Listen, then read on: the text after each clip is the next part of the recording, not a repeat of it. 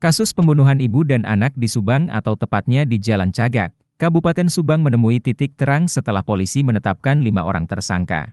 5 tersangka kasus Subang itu adalah Muhammad Ramdhanu, Yosep Hidayah, Mimin Mintarsih, Arigi dan Abi. Kasus pembunuhan itu makin terang setelah polisi melakukan olah TKP ulang. Dirkrimum Polda Jabar, Kombes Pol Surawan mengatakan, dari serangkaian pemeriksaan terhadap saksi-saksi dan tersangka, penyidik mulai menemukan motif dari pembunuhan tersebut. Dalam olah TKP kemarin, kata dia, digambarkan oleh tersangka Muhammad Ramdhanu alias Danu, di mana posisi korban saat peristiwa itu terjadi dan dibunuh menggunakan apa. Selain itu, penyidik juga telah melakukan pemeriksaan terhadap beberapa orang pengurus Yayasan Bina Prestasi Nasional milik salah satu tersangka, Yosep Hidayah.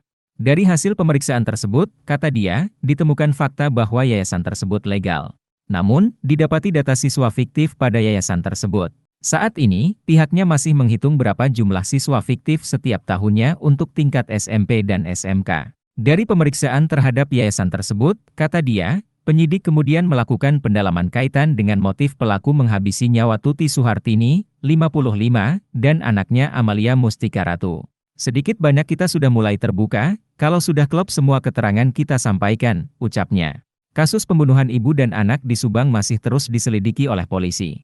Hari ini, Kamis, 26 Oktober 2023, terungkap fakta-fakta terbaru mengenai kasus Subang tersebut.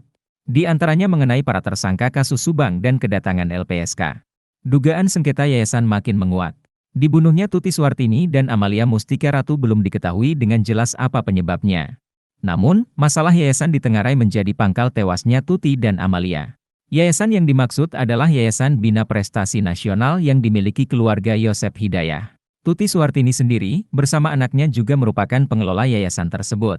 Sementara Yosep Hidayah, dia tak ikut mengelola yayasan.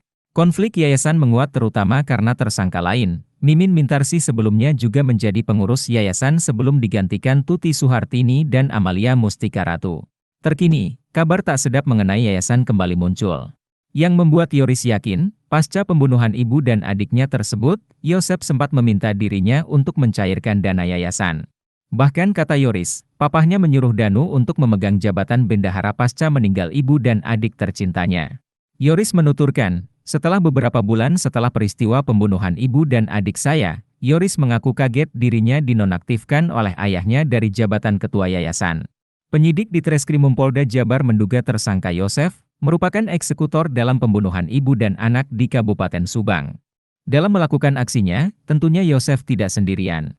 Dia dibantu tersangka lain untuk menghabisi nyawa Tuti Suhartini dan anaknya Amalia Mustika Ratu.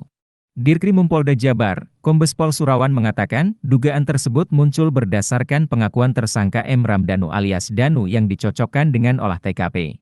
Dugaan soal Yosef dibantu oleh tersangka lain saat melakukan eksekusi pun, kata dia, muncul berdasarkan hasil autopsi terhadap jenazah korban. Di sini aja Pak, nggak nyampe deketin. Oh, oke. Butuh visual Pak.